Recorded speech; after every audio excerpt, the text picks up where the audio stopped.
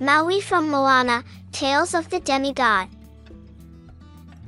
One day Maui said to his 4 brothers, "Come fishing with me today. Let's go far out to sea. The fish are much bigger and better there than they are close to land." "Okay," said his brothers. They were good fishermen and wanted those big fish.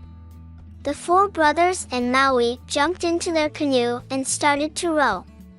When they got far out to sea and could no longer see land, Maui jumped onto the end of the canoe. He drew out his magical fishing hook. When his brothers were looking ahead, he cast the hook over the side of the canoe. The hook sunk down deep into the blue water. Soon, the magical hook stuck fast to the bottom of the sea. Maui pulled the fishing line tight. He called out, "See that tug? I must have hooked a giant fish." "Wow, I see that," said one brother. "That is some fish you caught," said another. "My brothers," Maui called out, "paddle hard so we can bring up this great fish." The brothers paddled with all their might. They paddled so hard they did not see that the hook was pulling up the land from the bottom of the sea. Behind them, one island after another rose from the sea. Legend says that is how Maui made the islands, where the people now live. Maui catches the sun. One day, Maui wanted to see how life was for the people who lived on the islands.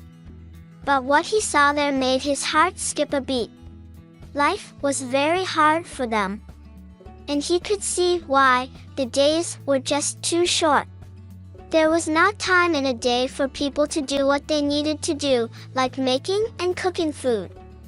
If they laid out a wet blanket on the sand, the blanket would still be wet the next day. There was not even time for the fruit in the trees to get ripe. "It is that sun," said Maui. "He is racing too fast across the sky. He is not thinking about the people who live down below, on the islands." Maui knew it was up to him, a demigod, to slow down the sun. But how?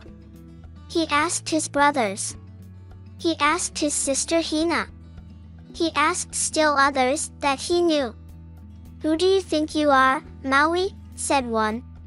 "No one can catch the sun." "Even if you are a demigod," said another, "you know very well the sun is too big and bright for anyone to stop." But Maui's sister Hina did not say these sorts of things. She cut off her long hair. She tied the hair into ropes and gave the ropes to Maui. From those ropes, Maui made a giant lasso. That night, Maui took his lasso up to the very tallest mountain on the islands of Hawaii. The mountain had once been an active volcano. Years ago, it had sent out waves of hot lava. When the volcano was over, a big crater was left at the top of the mountain. And that crater is where Maui planned to catch the sun. By the crater Maui waited, very still. He hid the lasso behind him, out of view. When the sun rose at dawn, it started to race across the sky very fast. Soon that sun was flying over the mountaintop. Brave Maui flung the lasso over his head. The ropes caught.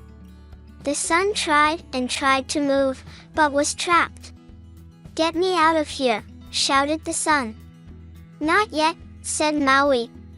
"You are moving too fast across the sky.